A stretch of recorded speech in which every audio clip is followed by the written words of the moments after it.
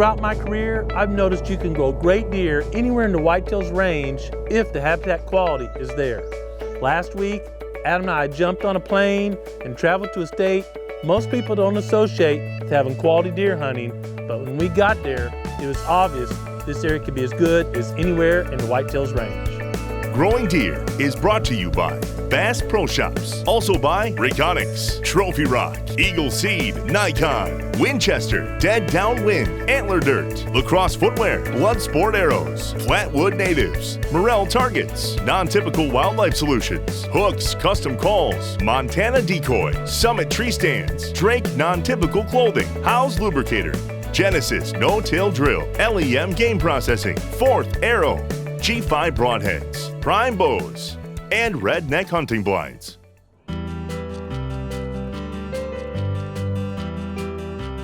Portions of Delaware, Maryland, and Virginia lie between the Chesapeake Bay and the Atlantic Ocean. This area has extremely rich soils and for years has produced giant bucks. There's a lot of intensive ag in the area, but even with this history, it's still a sleeper to most whitetail hunters. In fact, Delaware is about 35 to 40% ag land. Most of us hear Delaware, we think about urban East Coast areas, but nothing could be further from the truth. The area where Adam and I were working is composed of relatively small farms. Hunting pressure in the Delmarva Peninsula can be fairly intense. The smaller land ownership patterns allow a lot of hunters to stack in a relatively small area. That's why sanctuaries and controlling the hunting pressure can be critical for any landowner in this area. We were thrilled to get an invitation to help Terry and Matt McGee design a habitat and hunting plan for their 90 acres in Delaware. I hunted this farm 40 years ago as a guest, No kidding. and my mom's cousin had permission to hunt it. It took me a couple times, and when I had the chance to buy it, I was excited. I said, you know, this is pretty neat, because I was Sure. looking at a farm somewhere else, and I said, this is really where I'd like to be. Sure. We always start learning about a new project by considering the sources of food, cover, and water, and security. Some folks confuse cover with security, but imagine a 10-acre block of CRP grass with folks driving through it or walking through it daily. I don't think deer will consider that area very secure.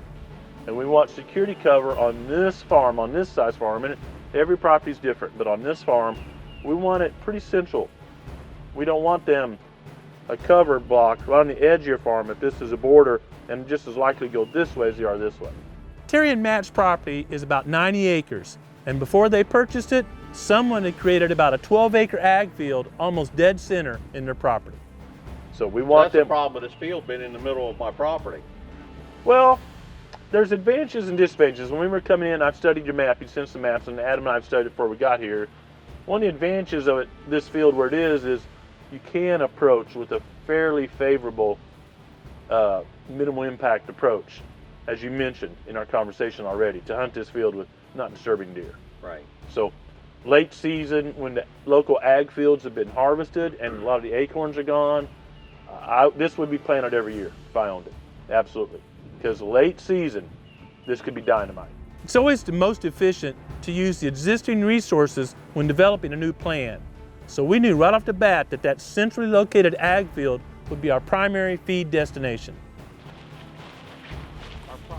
In previous years, Terry and Matt had done a little TSI, timber stand improvement, in one corner of their property.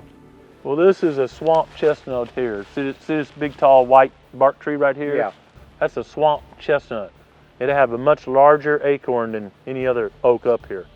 And that would be the deer's favorite. They love, when those are on the ground, they're not going anywhere else. Literally, I promise you. Those big ones. Those great big ones. Some people call them cow oaks. They call them cow oaks here locally. It's a swamp chestnut, Quercus moshoii.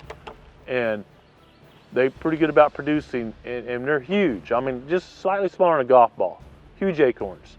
And when they're on the ground, deer will be there. I would know where every one of those big mature swamp chestnuts on my property is located. And then I would have one fairly close to your lodge, to the camp, and when it's dropping, you know the others are going to be dropping most likely, and I would focus on, you know, where the wind is that day, how I can hunt the best location, because they're coming to those trees, guaranteed. That is a gold mine.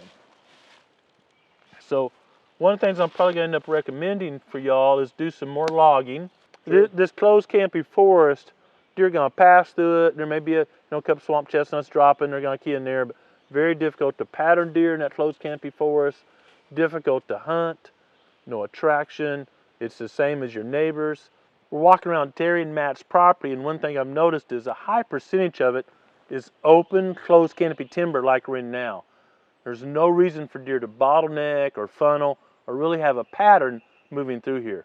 The pattern would be determined on minute wind thermals or hunting pressure on other properties. So one thing we're going to do is lay out doing some timber management, and an easy way in this type of timber is the hack and squirt technique.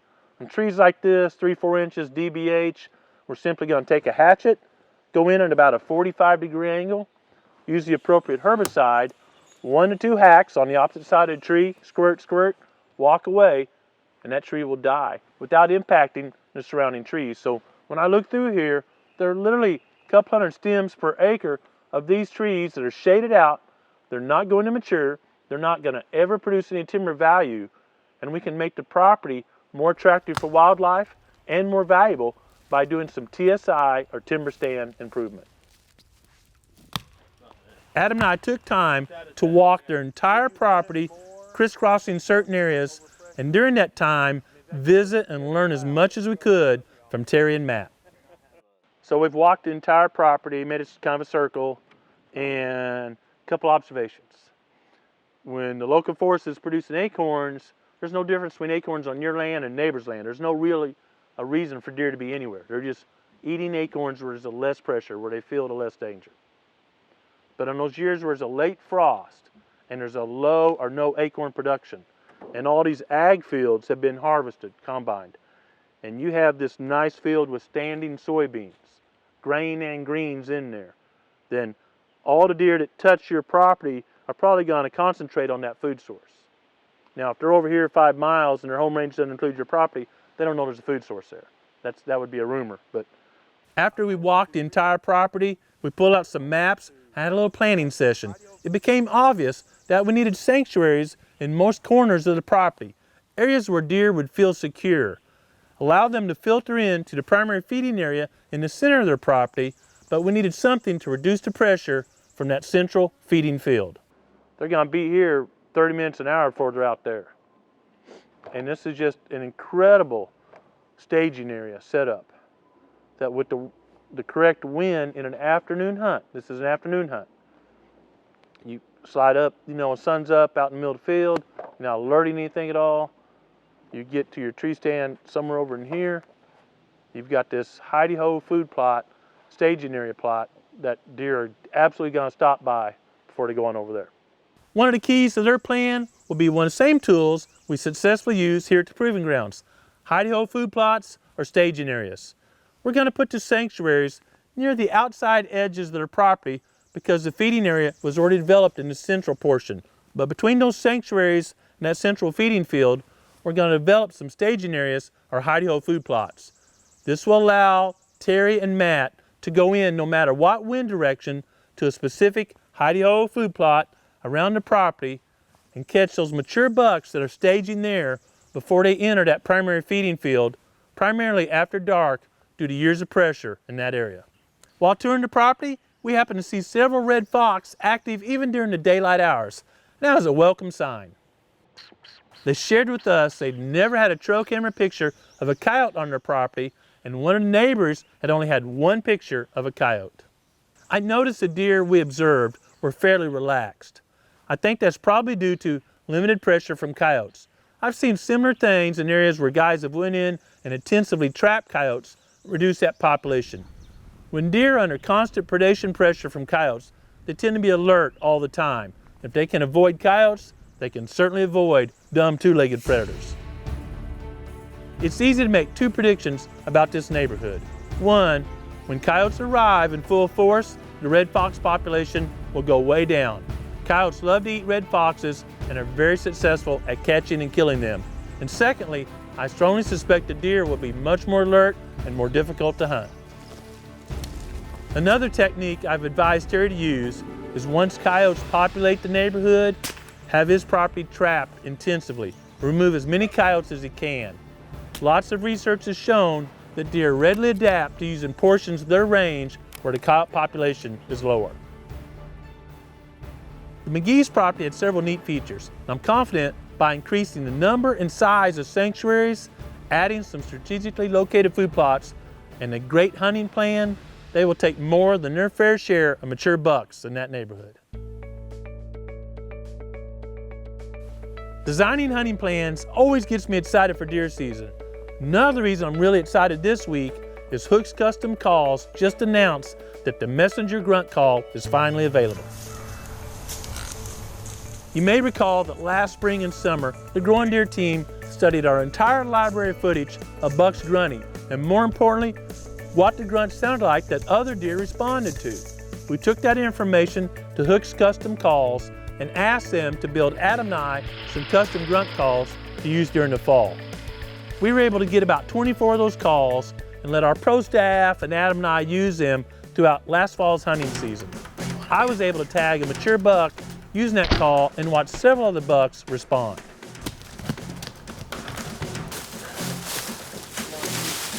Look at that chest. I mean, look how far that is. Raleigh, my daughter, harvested a nice buck that responded to Adam using the messenger just before dark last year. In addition, several members of the Growing Deer Pro staff tagged nice bucks that were responding to the first prototypes of the messenger grunt call. Big old 9-pointer.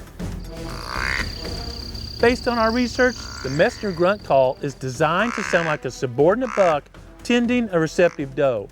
And that sends the message to other subordinate bucks and mature bucks in the area that they can likely come in and take that receptive doe from the buck.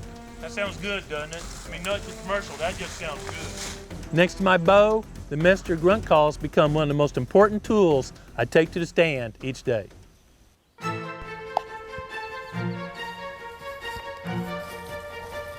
All of us want to stay healthy enough to hunt, and unfortunately, tick-borne diseases are becoming more common throughout the United States. Many of these diseases have serious implications for human health. One of our bedding areas we've prepared with prescribed fire in the past years, and it's about perfect poult and fawn habitat. High-quality fawn and poult habitat will be thick at ground level. It doesn't necessarily need to be thick above that. In fact, ideal poult habitat will be thick for a foot or two tall.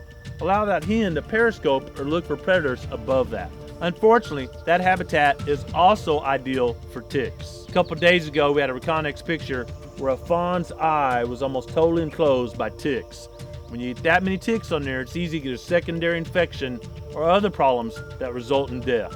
When deer have that many ticks on them, there can be a lot of problems, including a secondary infection that could result in death.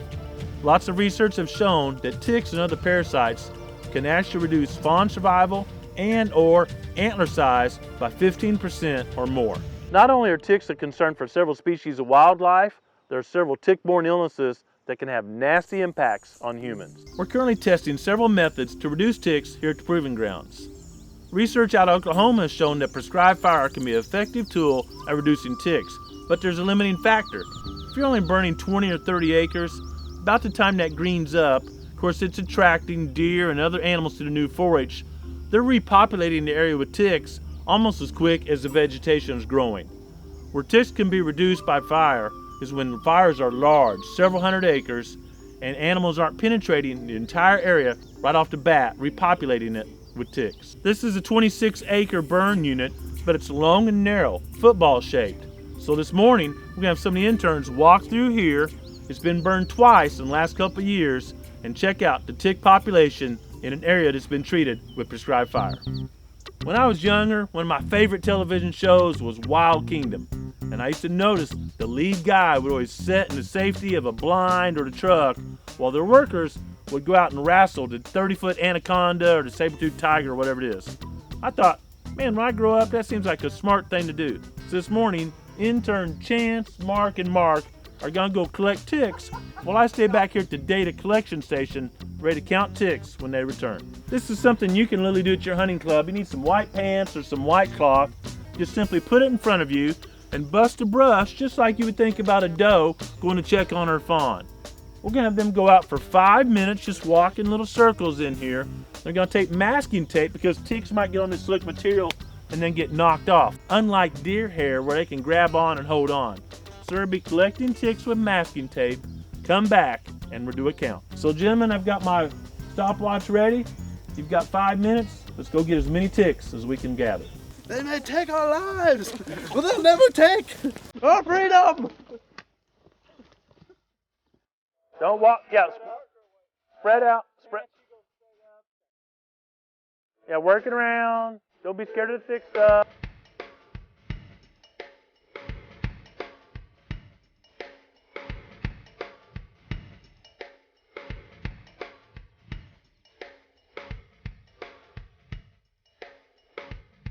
How is it the camera crew got more than the tick collectors?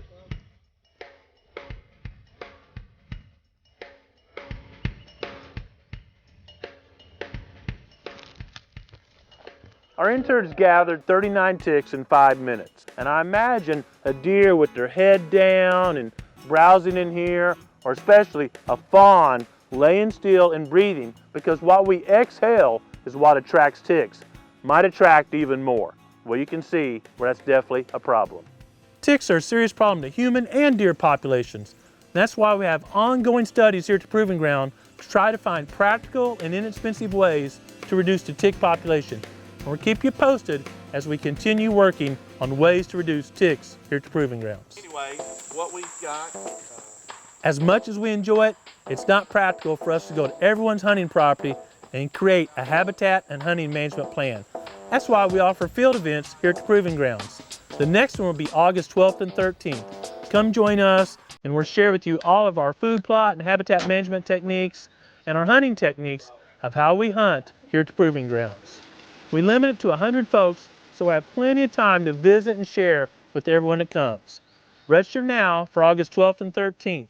There's special pricing through the end of June. Whether you have time to go out and do some habitat management projects or watch some bucks and velvet, I hope you take time each week to go out and do something and enjoy creation. But most importantly, take time each day to be quiet and listen to what the Creator is saying to you. Thanks for watching Growing Deer.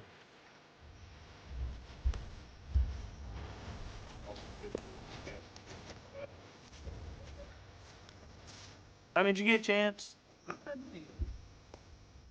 How is it the camera crew got more than the tick collector?